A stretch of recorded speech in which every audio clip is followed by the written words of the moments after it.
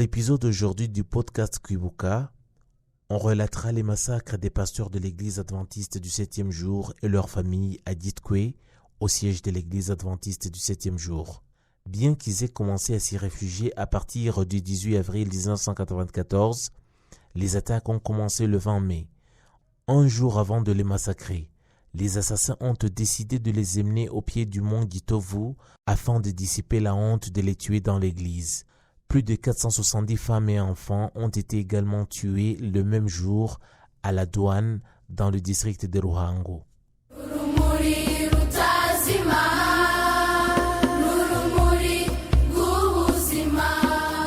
Les faits marquants, l'exécution du génocide commis contre les Tutsis le 20 mai 1994.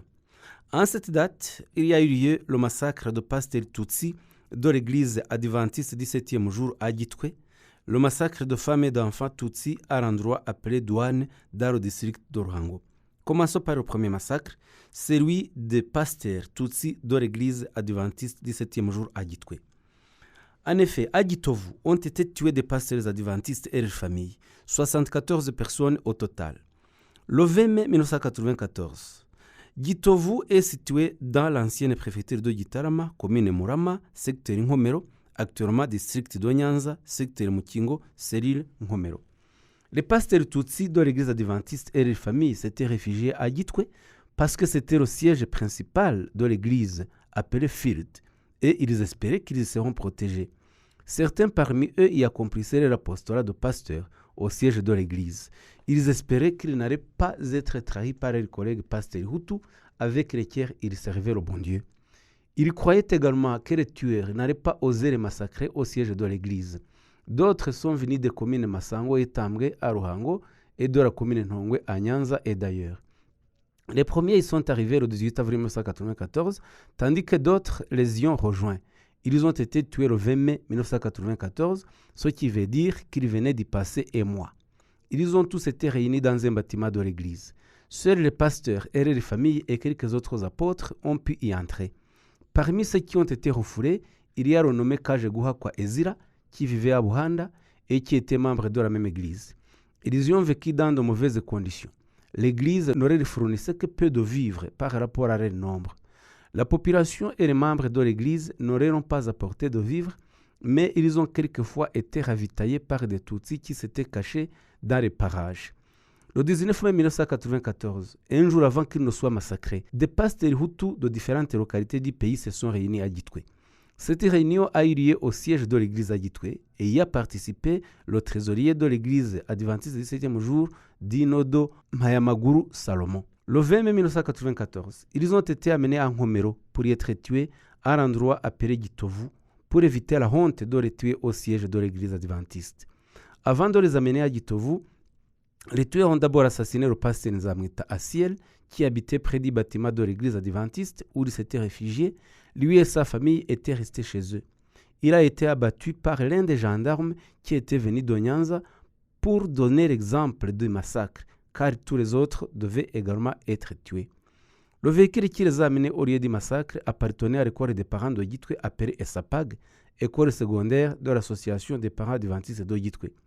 Les tueurs ont également utilisé un véhicule de type Hilux qui appartenait à Bouzizi Gratien, qui était un commerçant Tutsi qui dirigeait l'église au siège principal de Ditkwe et qui s'était réfugié à Ruhango.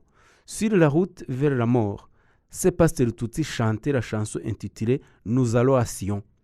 Ils ont été amenés par le bourgmestre de la commune Murama, Lutiganda Jean Damascène, qui était accompagné de gendarmes venus de Nyanza, et ils étaient venus à Ditkwe après avoir tué des femmes et des enfants à l'endroit appelé Douane en commune Murama. Arrivés à Nkomero, de nombreux Hutus les y attendaient. Ils avaient été avertis et portaient des armes traditionnelles avec lesquelles ils les ont tués en dessous de la colline Gitovu, un endroit discret. Les tueurs avaient des armes traditionnelles dont des gourdins, des haches, des machettes et autres outils. Certains tuaient tandis que les autres ensevelissaient sommairement les corps des victimes dans les champs. Ils ont été tués alors que le bourgmestre lui-même était présent ainsi que les gendarmes qui les avaient encerclés. Parmi les responsables de ce massacre, il y a Lutiganda Jean Damascène, bourgmestre de Murama, qui a été condamné à son absence à la prison à perpétuité, et qui est décédé dernièrement en République démocratique du Congo durant sa fuite. Il y avait aussi Ugira Shebuja Eraste, qui était pasteur à Gitwe, qui a été condamné à 19 ans de prison, lui aussi en son absence. Maya Maguru Salomon, trésorier de l'église adventiste, qui a été condamné à son absence à 19 ans de prison et qui vit aujourd'hui aux Philippines. Mugenzi Charles, qui était chauffeur de l'école SAPAG, qui lui aussi a fui le pays. Il y avait également des gendarmes qui étaient venus de Nyanza et des Interahamwe. Un mémorial du génocide a été érigé à Gitwe et il repose les corps des pasteurs qui ont été tués avec leurs familles. Ce même jour, à l'endroit appelé Douane, le 20 mai 1994, ont été tués près de 476 femmes et enfants Tutsis. La plupart de leurs maris et de leurs enfants mâles avaient été tués auparavant.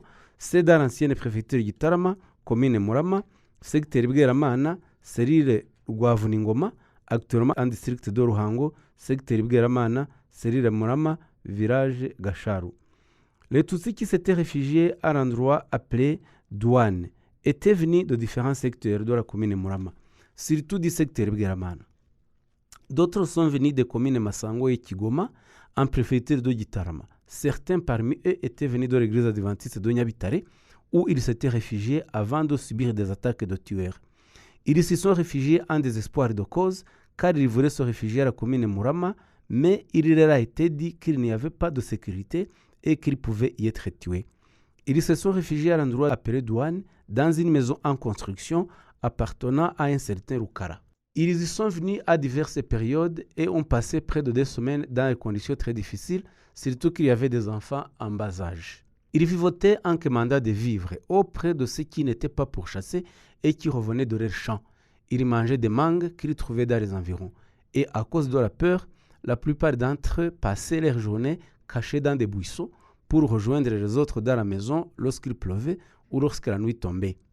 Le 20 mai 1994, sont arrivés des groupes de tueurs dirigés par le bourgmestre Rutiganda Jean Damascène de la commune Murama, accompagnés de gendarmes venus de Nyanza, de beaucoup de miliciens Interahamwe et d'autres tueurs parmi la population ordinaire Hutu. Avant qu'ils ne soient tués, le bourgmestre Rutiganda Jean Damascène leur a menti, leur disant qu'il était venu tenir avec eux une réunion pour leur faire parvenir des vivres parce qu'ils étaient là depuis un certain temps. Ce qui a poussé ceux qui s'étaient cachés dans des buissons des environs de sortir de leur cachette et rejoindre les autres. Lorsque les Tutsis sont entrés dans la maison, les Interahamwe et d'autres tueurs parmi la population ont commencé à les massacrer à l'aide de leurs armes traditionnelles, tandis que les gendarmes encerclaient la maison. Après les avoir tués, les corps étaient jetés dans des fosses d'où avaient été extraites des briques destinées à construire la maison dans laquelle ils s'étaient réfugiés. Leurs corps reposent actuellement au mémorial du génocide de Ngomero. Ces massacres de Tutsis ont été dirigés par le bourgmestre de la commune Murama, Rutiganda Jean Damascène. Il a été assisté par les gendarmes venus de Nyanza, par le président du MRND de la commune Murama, Ndungu Tsanatol, qui était également inspecteur des écoles dans la commune Murama et qui a été condamné à la prison à perpétuité et est incarcéré dans la prison de Nyanza avant d'y décéder. Il y avait aussi des Interahamwe comme Munyanyindo Augustin, qui lui aussi a été reconnu coupable et condamné à la prison à perpétuité et qui purge sa peine à la prison de Nyanza.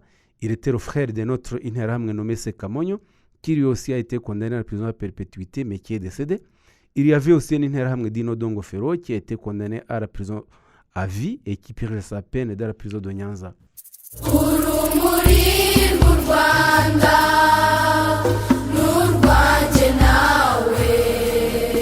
Merci d'avoir écouté ce nouvel épisode du podcast Kwibuka.